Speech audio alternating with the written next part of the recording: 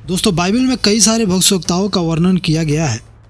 सभी को परमेश्वर ने अपने अपने समय पर कई अलग अलग कामों के लिए इस्तेमाल भी किया। सभी भविष्यवक्ताओं को परमेश्वर ने अलग अलग वरदान भी दिए। लेकिन क्या आपको पता है कि बाइबल हमें ऐसे दो भविष्यवक्ताओं के बारे में बताती है जिन्हें एक ही समान वरदान और सामर्थ्य दिया गया था, और दोनों को परमेश्वर ने इसराइलियों को जो पाप में गिरे जा रहे थे उन्हें बचाने के लिए इस्तेमाल भी किया। उन्होंने अपने जीवन काल में बहुत सी चमत्कार भी किए जो बहुत ही अद्भुत था। दोस्तों, जिन दो भविष्यवक्ताओं के बारे में हम बात कर रहे हैं वो और कोई नहीं बल्कि यशायाह नबी और एलिय्याह नबी है। आइए आज की इस वीडियो में हम चर्चा करेंगे इन्हीं दो भविष्यवक्ताओं के रहस्यमयी जीवन के बारे में, और यह भी जानेंगे कि कैसे एलिय्याह नबी का अभिषेक एलीशा नबी को प्राप्त हुआ। पूरी जानकारी के लिए वीडियो के अंत तक बने रहे।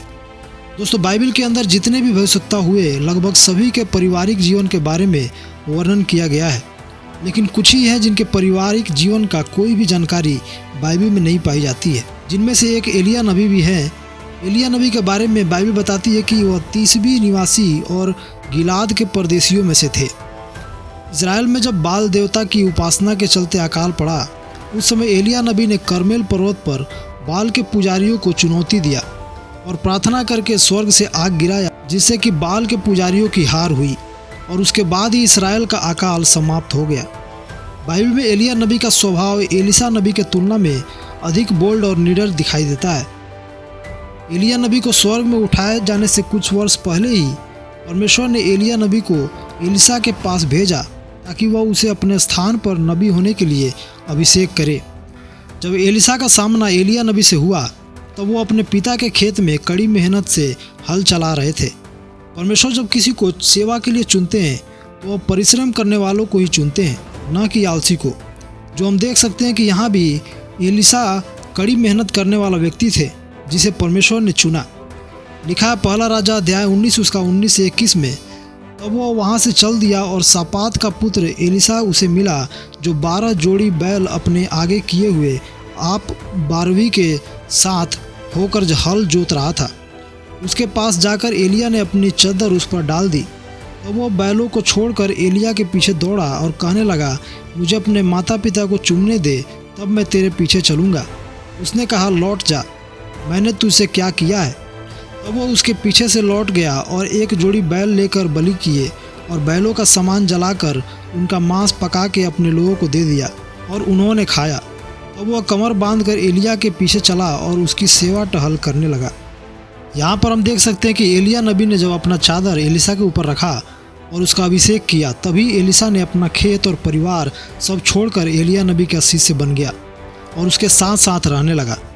एलीशा को परमेश्वर ने बुलाया था, लेकिन फिर भी वह एलिय्याह नबी के साथ रहकर उसका सेवा करने को तैयार था। यह सेवकाई सभी सेवकों के लिए सहयोग और परिवर्तन का एक सुंदर चित्रण पेश करता है, और इसी सेवा का फल एलीशा को प्राप्त हुआ। जैसा सामर्थ्य एलिय्याह नबी के अंदर था, उससे 2 गुना सामर्थ्य एलीशा को दिया गया जब एलिय्याह नबी स्वर्ग पर उठाए गए। एलिय्याह नबी जब बवंडर के द्वारा स्वर्ग पर उठाए जाने पर थे, तब एलीशा और एलिय्याह दोनों साथ साथ गिलगाल से चले। एलिय्याह नबी तो यरदन तक अकेले ही जाने वाले थे, लेकिन एलीशा के जिद के कारण वह उसे भी अपने साथ ले गए, और जब दोनों यरदन के किनारे पर पहुँचे तब एलिय्याह नबी ने परमेश्वर के सामर्थ्य से अपनी चादर से पानी पर मारकर पानी को 2 भाग कर दिया, और एलिय्याह नबी और एलीशा नदी के पार हो गए। अब एलिय्याह नबी स्वर्ग पर उठाए जाने वाले थे, इसीलिए उन्होंने एलीशा से उसके लिए कुछ मांगने को कहा। लिखा है दूसरा राजा अध्याय 2 उसका 9 और 10 में, उनके पार पहुंचने पर एलिय्याह ने एलीशा से कहा, इससे पहले कि मैं तेरे पास से उठा लिया जाऊं, जो कुछ तू चाहे कि मैं तेरे लिए करूं वो मांग। एलीशा ने कहा, तुझमें जो आत्मा है उसका 2 गुना भाग मुझे मिल जाए। एलिय्याह ने कहा, तूने कठिन बात मांगी है, तो भी यदि तू मुझे उठा लिए जाने के बाद देखने पाए तो तेरे लिए ऐसा ही होगा, नहीं तो ना होगा। यहाँ हम देख सकते हैं कि एलीशा ने एलिय्याह के सामर्थ्य का 2 गुना भाग मांग लिया, लेकिन अब उसके सामने एक शर्त भी था कि उसे एलिय्याह के अंदर परमेश्वर के सामर्थ्य का 2 गुना भाग केवल तभी मिल सकता था जब वह एलिय्याह नबी को उठाए जाने के बाद भी देख पाए। और बाइबल बताती है कि जब एलिय्याह नबी बवंडर से होकर स्वर्ग पर उठाए जा रहे थे, तब एलीशा ने उसे देखा। लिखा दूसरा राजा अध्याय 2 उसका 12 में, और उसे एलीशा देखता और पुकारता रहा, हाय मेरे पिता, हाय मेरे पिता, हाय इसराइल के रथ और सवारों। जब वो उसको फिर दिखाई न पड़ा तब उसने अपने वस्त्र फाड़े और फाड़ कर 2 भाग कर दिए। यहाँ हम देख सकते हैं कि एलिसा को जो शर्त पूरा करना था उसने वह पूरा किया और इसी के बाद उसे एलिया का चादर भी मिला और साथ ही साथ एलिया के अंदर का परमेश्वर के सामर्थ का 2 गुना भाग भी प्राप्त हुआ, जिसका उदाहरण हम देख सकते हैं कि जिस प्रकार से एलिया नबी ने यरदन नदी को 2 भाग किया था, एलिसा ने भी करके दिखाया। लिखा है 2 राजा अध्याय 2 उसका 14 और 15 में, तब उसने एलिया की वह चद्दर जो उस पर से गिरी थी पकड़कर जल पर मारी और कहा, एलिया का परमेश्वर यहोवा कहाँ है। जब उसने जल पर मारा तब वह इधर उधर 2 भाग हो गया और एलिसा पार हो गया। उसे देखकर भविष्यवक्ताओं के दल जो यरीहो में उसके सामने थे कहने लगे, एलिया में जो आत्मा थी वही एलिसा पर ठहर गई है। अतः वे उसे मिलने को आए और उसके सामने भूमि तक झुककर दंडवत की। यहाँ पर हम देख सकते हैं कि एलिसा को एलिया का अभिषेक और सामर्थ्य भी प्राप्त हुआ और यरीहो में ठहरे हुए बाकी भविष्यवक्ताओं ने एलिसा का आदर किया जिस प्रकार से वे एलिया नबी का आदर करते थे। आप अगर ध्यान देंगे तो पता चलेगा कि जब एलिया स्वर्ग पर उठाए जाने पर था और एलिसा को साथ लेकर यरदन तक चले जा रहे थे, तब वे दोनों बीच में कई अलग अलग स्थानों पर गए, जो परमेश्वर की शक्ति और उसकी निष्ठा की भौगोलिक विशेषताओं को याद दिलाता है। एलिया और एलिसा गिलगाल, बेतेल, यरीहो और यरदन नदी पर रुके थे।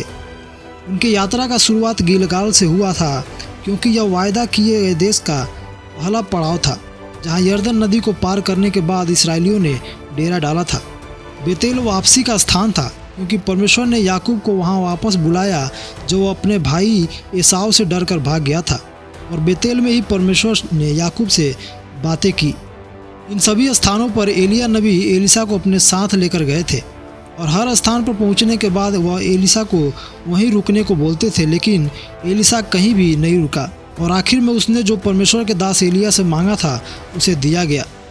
एलिसा ने अपने जीवन काल में कई सारे आश्चर्य के काम किए और परमेश्वर ने उसे एलिया नबी के जैसा और अधिक इस्तेमाल किया अपने इस्राएली लोगों को पाप की गुलामी से बाहर निकालने के लिए। आशा करता हूँ आज की इस वीडियो से आपको कुछ सीखने को मिला होगा। अपने विचार हमें कमेंट करके ज़रूर बताएं और चैनल को सब्सक्राइब कर ले ऐसे ही और वीडियो के लिए। धन्यवाद। जय मसीह की।